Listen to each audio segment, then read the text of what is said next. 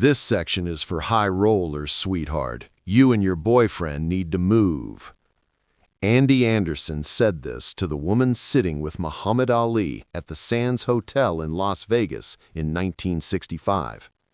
Andy was Frank Sinatra's bodyguard, 300 pounds, former NFL linebacker, a man who'd made a career out of making problems disappear through intimidation. The woman Andy was talking to was Ali's girlfriend. The boyfriend was Muhammad Ali, heavyweight champion of the world. And the insult, calling Ali's date sweetheart in that condescending tone, suggesting they didn't belong in the high roller section, was the kind of disrespect that Andy had gotten away with hundreds of times with hundreds of people, just never with Muhammad Ali. What happened in the next 2 seconds taught Andy Anderson, Frank Sinatra, and everyone else in that nightclub a lesson about the difference between being big and being fast, between intimidation and skill, and between starting a fight and finishing one. Las Vegas, 1965. The Sands Hotel was the epicenter of entertainment in America, the place where the biggest stars performed and the richest gamblers played. Frank Sinatra practically owned the place. He was part owner, performed there regularly, and his private booth in the main showroom was as famous as the stage itself. The Rat Pack, Sinatra, Dean Martin, Sammy Davis Jr., Peter Lawford, and Joey Bishop had made the Sands their headquarters, and when they were in town, the hotel became the absolute center of the entertainment universe. The Sands wasn't just a hotel, it was a statement about power, money, and access. Getting a table in the main showroom when Sinatra was performing required either serious money or serious connections, preferably both. The casino floor attracted millionaires and celebrities. The Copa Room, where the shows happened, was where careers were made or broken based on how the audience responded.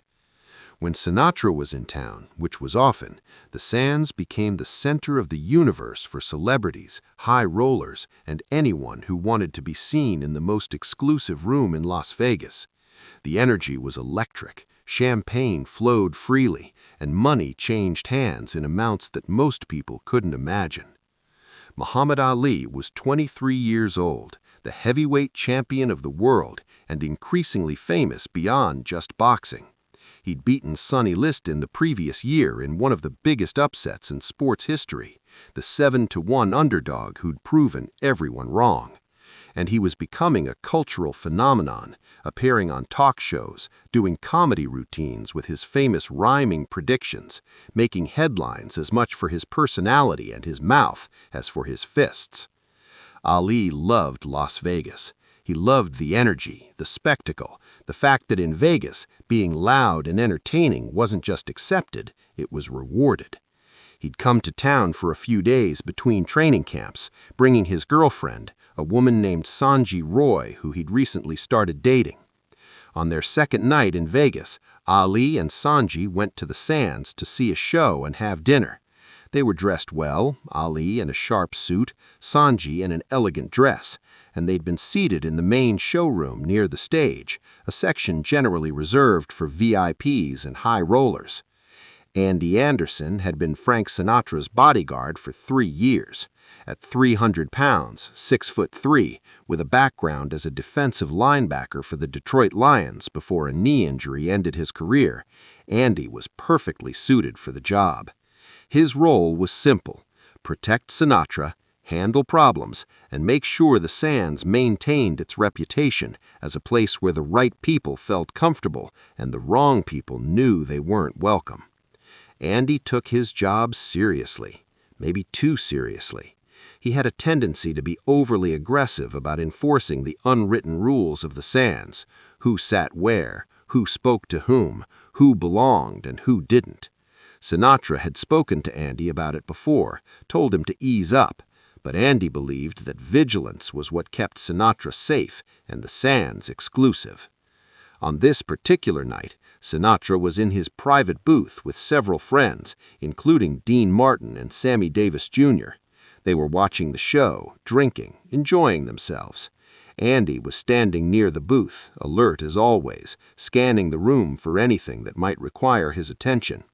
That's when he noticed Ali's table. Not because there was a problem, there wasn't one, but because Andy didn't recognize Ali, didn't know who he was, and made an assumption based on what he saw. A young black couple sitting in a section that Andy considered reserved for the casino's biggest spenders. This was 1965. The Civil Rights Act had been passed just a year earlier. Segregation was technically illegal, but attitudes changed slower than laws, especially in places like Las Vegas, where money and power concentrated. Andy Anderson's assumption that this young black couple couldn't possibly be high rollers revealed more about Andy than about Ali. Andy walked over to Ali's table. Ali and Sanji were mid-conversation, laughing about something, completely unaware that trouble was approaching. "Excuse me," Andy said, his tone immediately condescending. He was looking at Sanji, not at Ali. "This section is for high rollers, sweetheart. You and your boyfriend need to move to a different area." The table went quiet. Sanji looked up at this enormous man looming over them, confused and insulted. Ali, who'd been reaching for his drink, stopped mid-motion. "I'm sorry," Ali said, his voice calm, but with an edge that people who knew him would have recognized as dangerous. Andy turned to Ali, finally looking at him directly. "This section is reserved. You need to move." "Reserved for who?" Ali asked. "High rollers," Andy repeated. "Big spenders. People who—" He paused, clearly about to say something even more insulting, then thought better of it. "This is a VIP section." Ali sat back in his chair, studying Andy with an expression that was part amusement, part calculation. "And you think we're not VIPs?" "I think you're in the wrong section," Andy said, his patience thinning. He was used to people complying immediately when he told them to do something. The fact that Ali was questioning him at all was making Andy's job harder than it needed to be. Sanji put her hand on Ali's arm. "Let's just move," she said quietly. "It's not worth it." But Ali didn't move. He kept looking at Andy. "What's your name?" "Andy Anderson. I work for Mr. Sinatra." "Well, Andy Anderson, who works for Mr. Sinatra," Ali said, his voice still calm, "I'm Muhammad Ali. I'm the heavyweight champion of the world. I can afford to sit wherever I want, and I'm sitting here." Andy's expression hardened. He'd heard the name Muhammad Ali, vaguely knew he was a boxer, but it didn't matter to Andy. His job was to enforce the rules as he understood them, and right now, those rules said this couple needed to move. "I don't care who you are," Andy said, leaning forward and putting his hand on Ali's shoulder, a gesture meant to be intimidating, to communicate that this conversation was over and Andy was in charge. "You're moving, now." What happened next took approximately 2 seconds. Ali stood up so fast that Andy barely registered the movement. One moment Ali was sitting, the next moment he was on his feet, and in that transition something had happened that Andy's brain couldn't quite process because it happened too fast to see clearly. 3 punches, left hook to the solar plexus, right hook to the same spot, left uppercut to the body as Andy started to buckle. All 3 landed in the space of maybe 1 second, maybe less. Ali wasn't trying to knock Andy out. He was trying to make Andy unable to breathe, unable to fight back, unable to do anything except experience what happens when you put your hands on Muhammad Ali. Andy dropped to his knees, then forward onto his hands, gasping like he was drowning.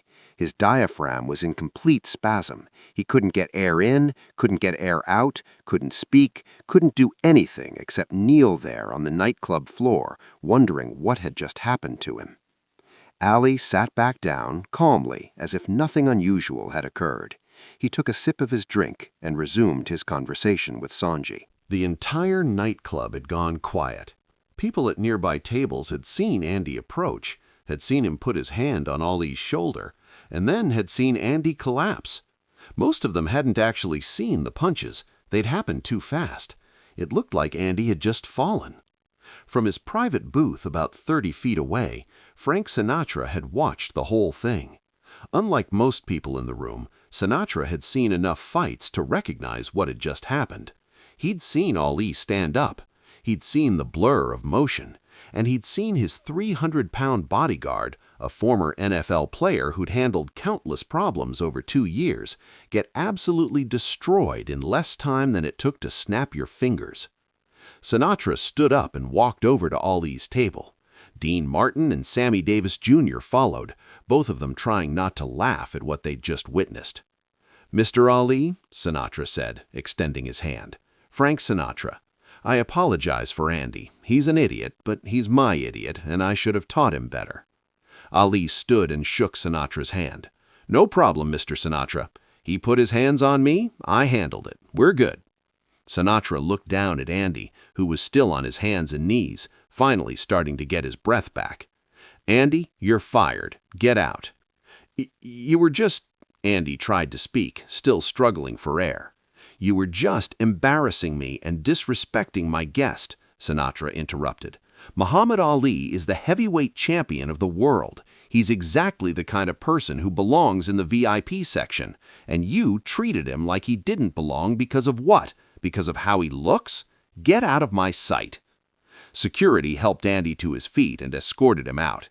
He'd be gone from the sands by morning, his career as Sinatra's bodyguard over in the time it took Ali to throw 3 punches.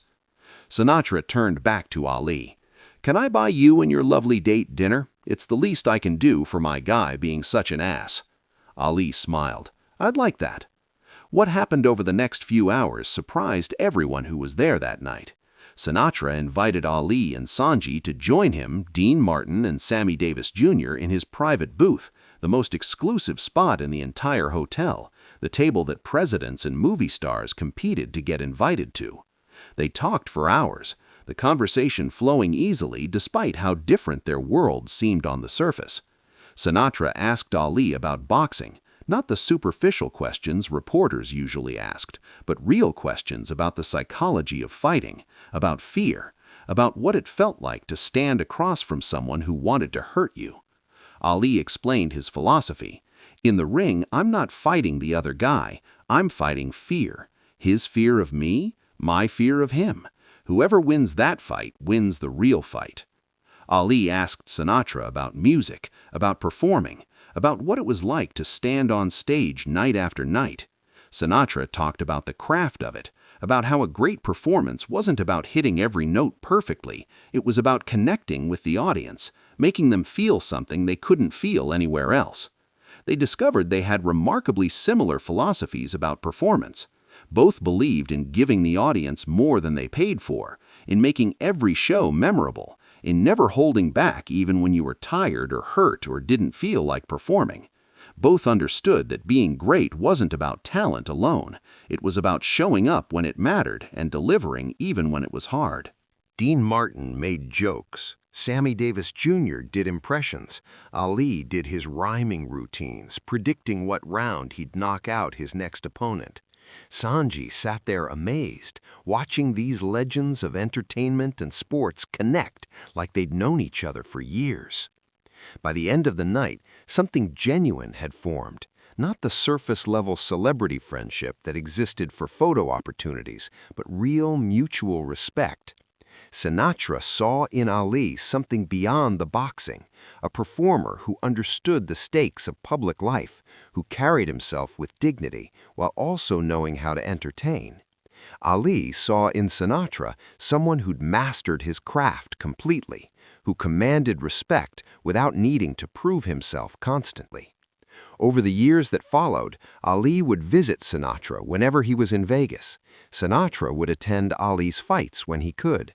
They'd call each other, check in.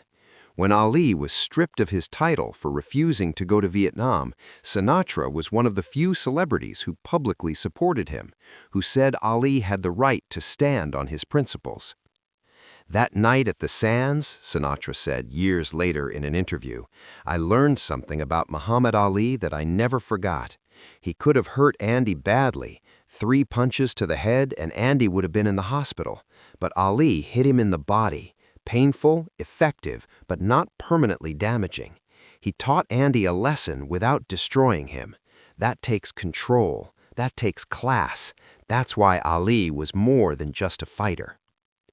Andy Anderson never worked in Las Vegas again. Word spread fast in a town where everyone knew everyone else's business.